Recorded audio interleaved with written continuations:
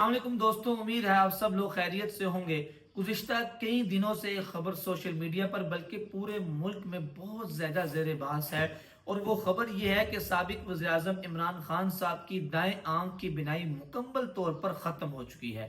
ڈاکٹروں کا کہنا یہ کہ انہیں CRVO کی بیماری ہے۔ اس بیماری میں ہوتا یہ ہے کہ آنکھ کے پردے کی جو مین رگ ہوتی ہے اس میں خون جمع ہو جاتا ہے، جس کی وجہ سے آنکھ میں سوجن پیدا ہوتی ہے اور آہستہ آہستہ آنکھ کی بینائی ختم ہونا شروع ہو جاتی ہے۔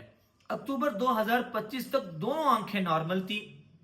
اکتوبر کے بعد دائیں آنکھ میں دھندلا پن شروع ہوا، اور کہا یہ جا رہا ہے کہ وہ مسلسل جیل کی انتظامیہ کو شکایات کرتے رہے، مگر صرف ڈراپس دیے جاتے رہے۔ 3 ماہ تک مکمل کوئی بڑا علاج نہیں ہوا، اور 24 جنوری 2026 کی رات کو پمز ہاسپٹل لے جایا گیا، جہاں ایک 20 سے 30 منٹ کا چھوٹا سا پروسیجر ہوا اور ان کو انجیکشن لگایا جس سے خون کا لوتھڑا کم کیا جا سکے۔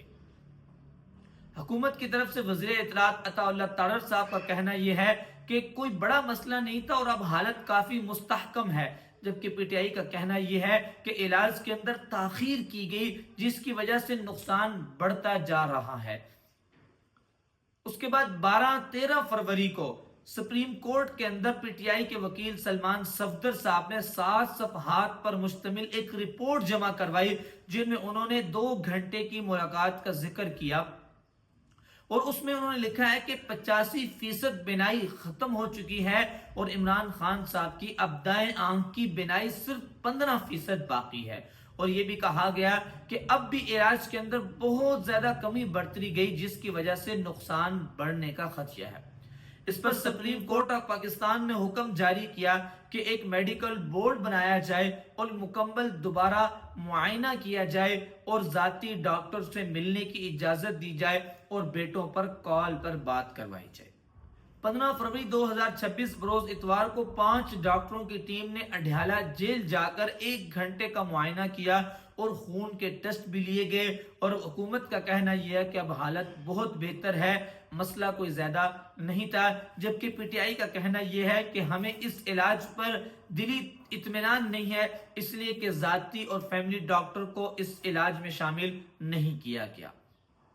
اس ساری میرا موقف یہ ہے کہ سیاست ہمیشہ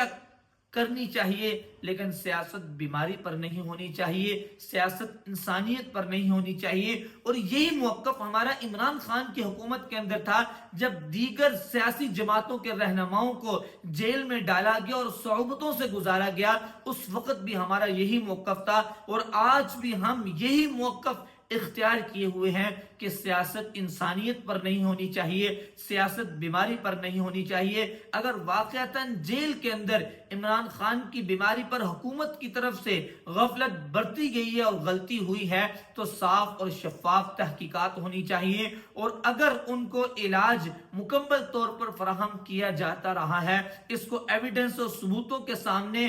بالکل شفاف طریقے سے منظر عام پر لانا چاہیے کہ وقتاً فوقتاً ان کا علاج کیا جاتا رہا ہے۔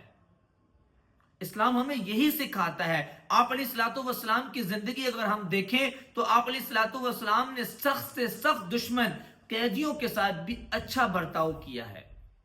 اور اسلام بھی ہمیں یہی تعلیمات دیتا ہے کہ قیدی بھی ایک انسان ہے، اس کے ساتھ انسانیت والا معاملہ کیا جانا چاہیے۔ اللہ تعالیٰ سے دعا ہے کہ ہمارے ملک میں ایمان، سچائی اور انصاف اور رحم دلی عطا فرمائے۔